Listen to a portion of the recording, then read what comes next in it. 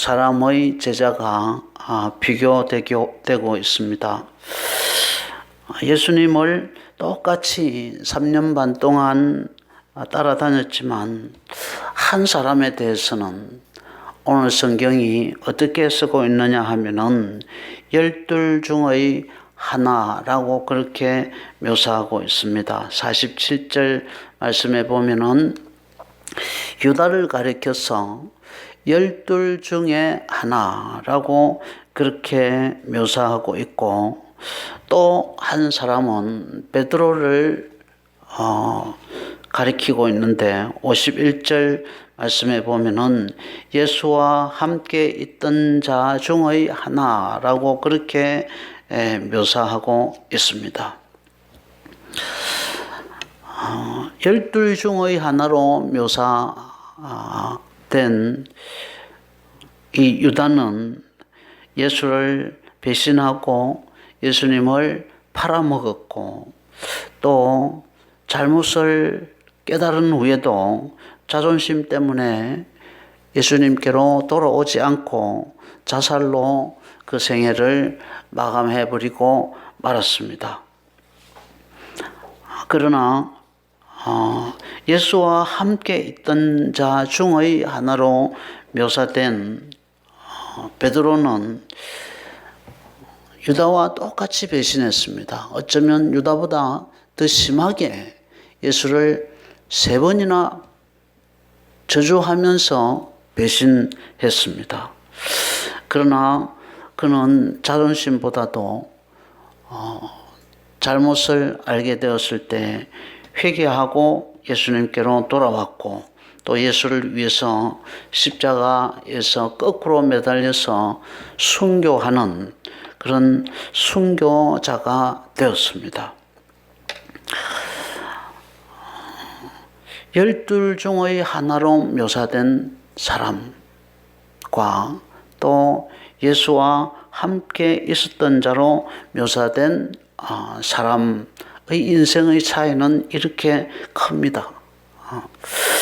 우리 모두가 똑같이 예수를 따르고 예수를 쫓지만, 하나님이 우리를 기록하실 때, 하나님이 우리를 바라보실 때 어떻게 나에 대해서 생각하시고, 나를 과연 12 중에 여러 사람 쫓는 중에 한 사람으로 나를 볼 것인가? 그렇지 않으면은 예수와 함께 있었던 자, 예수와 함께 있는 자로 나를 볼 것인가? 어떻게 나를 그가 볼 것인가를 염두에 두고 신앙생활을 할 수 있어야 합니다. 그 지혜로운 사람입니다.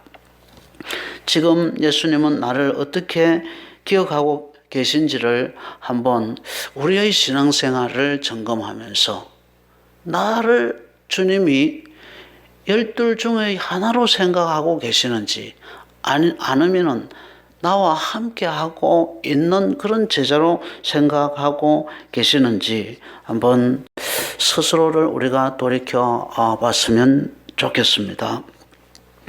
우리의 신앙생활이 끝났을 때, 또 우리의 생애가 끝났을 때에 예수를 따랐던 몇 사람 중의 하나가 아니라 예수와 함께 했던 제자로서 예수님께 기억되는 제자가 되고, 또 순교의 길을 가고 순교자의 반열에 오르는 그런 성도들이 되실 수 있기를 주님의 이름으로 축원합니다.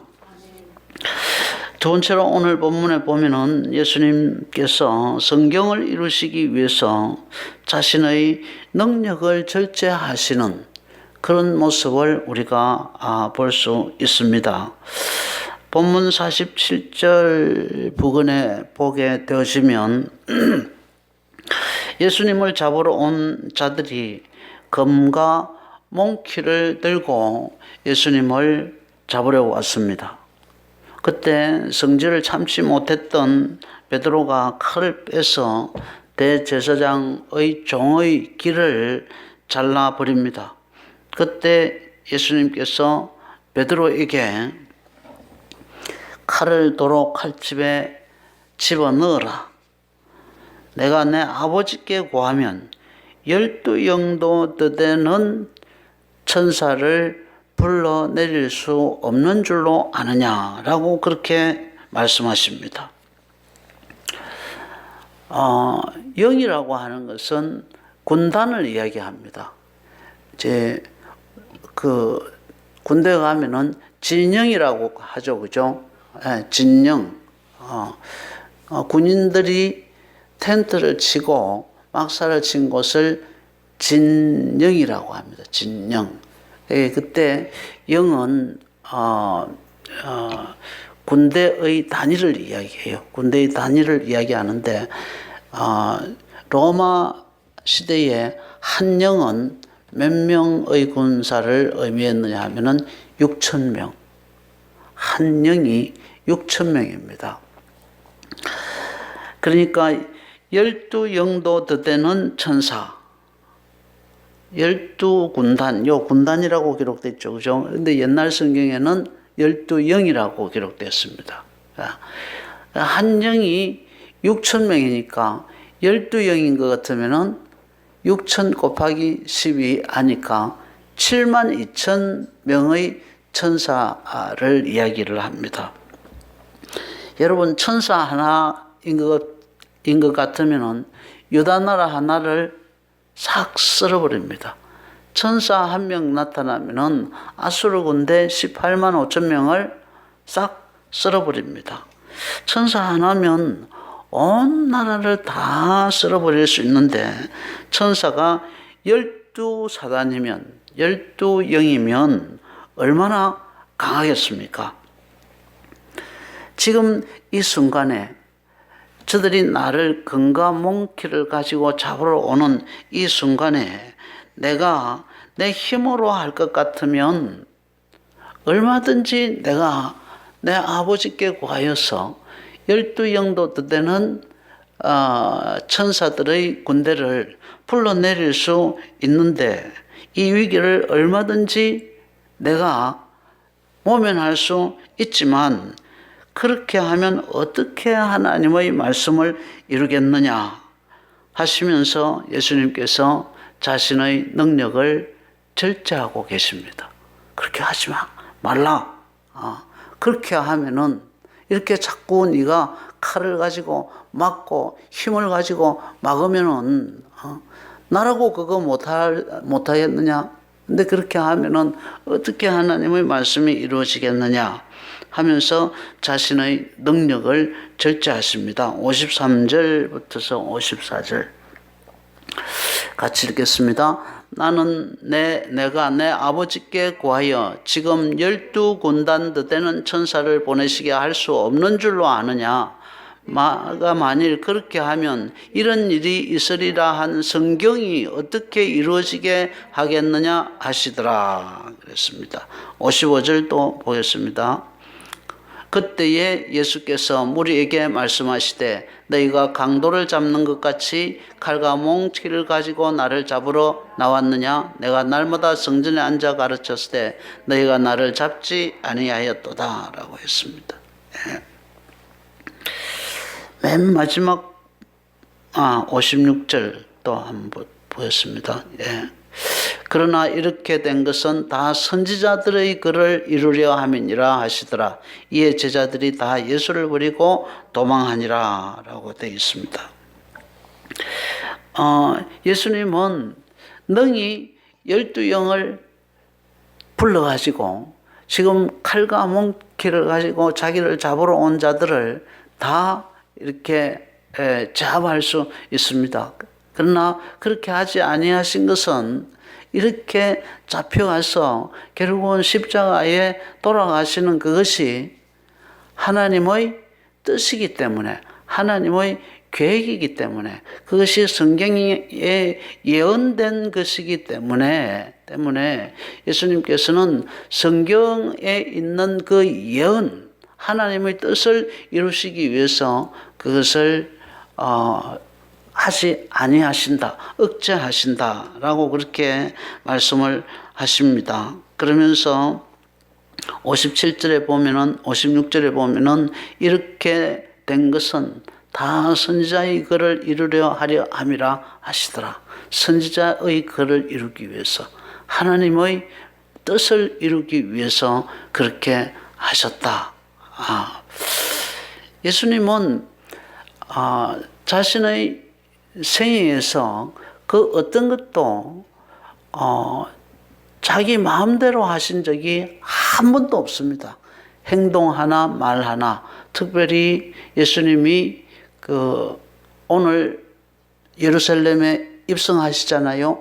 입성하셔서 돌아가시기까지 숨을 십자가 위에서 딱 끊어지는 그 순간까지 말 한마디도 다 성경에 기록된 것을 이루기 위해서 다 하셨고, 행동 하나하나도 다 성경을 이루기 위해서 하셨습니다.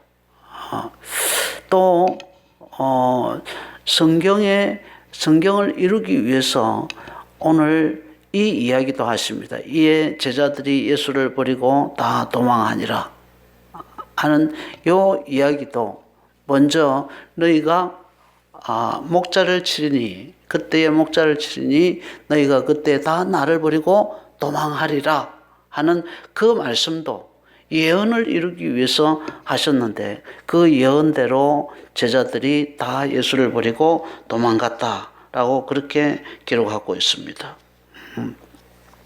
어젯밤이었습니다. 아니요, 나는 아닙니다. 다른 사람들은 다 주를 버릴지라도 나는 버리지 아니할 것입니다. 난 죽는 데까지 주님을 따라갈 것입니다. 라고 장담했던 그 베드로도 주님의 말씀대로 되었다고 그렇게 성경은 말하고 있습니다. 이에 제자들이 다 예수를 버리고 도망하니라 고 정언하고 있습니다. 그렇습니다, 여러분. 모든 것은 하나님의 계획하신 바대로 되게 되어 있고, 결국은 하나님의 말씀대로 됩니다. 말씀은 진리이기 때문에 만사가 우리의 생각이나 우리의 지혜나 또 우리의 능력대로 되어지는 것이 아니라 하나님께서 예언하신 대로, 하나님께서 기록하신 대로 그대로 되어지게 되어 있습니다. 하나님에 대한 예수님의 절대 주권과 자기는 절대 아니라고 장담했던 베드로가 결국은 말씀대로 예수를 배반한 것을 오늘 성경을 통해서 보면서, 아무리 우리의 생각이 옳게 여겨진다고 해서 하나님의 말씀을 믿지 않고 따르지 않는 것은, 그것은 교회에 유익되지 않고 하나님의 나라에 유익되지 않고 본인에게도 유익되지 않습니다. 우리의 생각, 우리의 이념, 또 우리의 감정과 우리의 사상이 우리에게 아무리 옳게 여겨져도, 베드로는 나는 아닙니다 라고 할 때 베드로 거짓말을 한 거 아니잖아요, 그죠? 그것이 인간적으로 예수님을 사랑했기 때문에 그 당시로서는 베드로의 그것이 진심이었습니다. 근데 인간이 육체가 약하기 때문에, 인간의 그 결단이 약하기 때문에, 죽음 앞에서 모든 인간은 두려워하기 때문에 그 순간이 왔을 때 그 말을, 처음에 했던 그 말은 진실이었지만 막상의 현실과 딱 맞닥뜨리다 보니까 그 결단을 인간은 지킬 수 있는 능력이 없었던 거죠. 그래서 결국은 말대로 되지 않았을 뿐이지, 처음부터 예수님을 속이기 위해서 거짓말을 한 것은 아니었습니다. 예수님께 잘 보이고 싶어서 자기 마음에 없었던 이야기를 했던 것이 아니었다는 것입니다. 그러니까 우리가 생각할 때에 우리가 베드로처럼 그렇게 생각할 수 있습니다.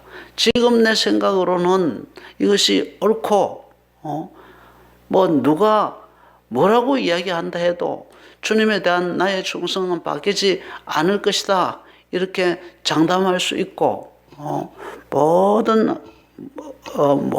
어떤 그 환경과 모든 경우를 다 따져 볼 때에 내 생각이 옳고 내 감정이 옳고 나의 지식이 옳고 또 내 사상이 아무리 옳게 여겨져도 100%의 사람이 다 그래 지금 현실적인 면에서 볼 때에 이 말이 다 옳다고 해도 진리의 말씀을 이루기 위하여 자신의 능력을 스스로 억제하셨던 주님과 같이 말씀을 이루기 위해서 우리의 생각을 성경에 제갈 물리고, 왜냐하면 성경이 늘 옳기 때문에 지금 내가 생각하고 있는 이 생각보다 성경이 옳기 때문에 지금까지 내가 배웠던 그 지식보다 성경이 옳기 때문에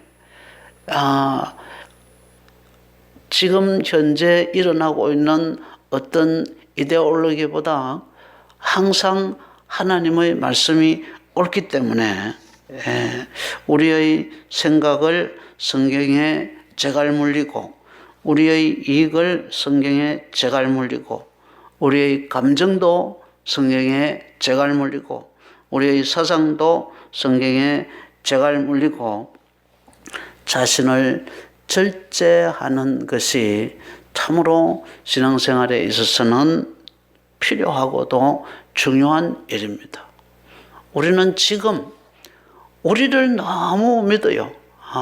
지금 현실적으로 볼 때 모든 상황을 종합해 볼 때에 이건 확실하다. 성경이 아무리 그렇다 해도 지금 이걸 현실적으로 보면은 성경은 틀리고 이 결정이 맞다.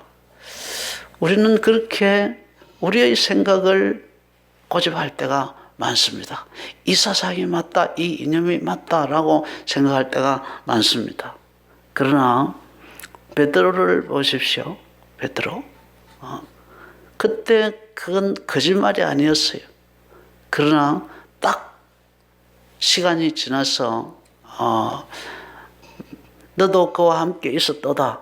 너 말을 들어보니까 너 갈릴리 방언 쓰는 거, 갈릴리 그 사투리 쓰는 거 보니까 너도 그와 함께임이 분명하다라고 했을 때에 저주하며 부인했다라고 그렇게 말하고 있습니다. 그러니까 예수님의 말을 들을 때는 천만에요 만만해요. 다른 사람은 다 그래도 나는 안 그럽니다. 그게 거짓말은 그때는 거짓말이 아니었을 것입니다. 그때는 그 말 들었을 때에 예수님 나를 뭘로 보십니까? 라는 그런 생각이 들었을 수도 있었을 것입니다. 그러나 시간이 지나고 나서 보니까 주님의 말씀이 옳았습니다.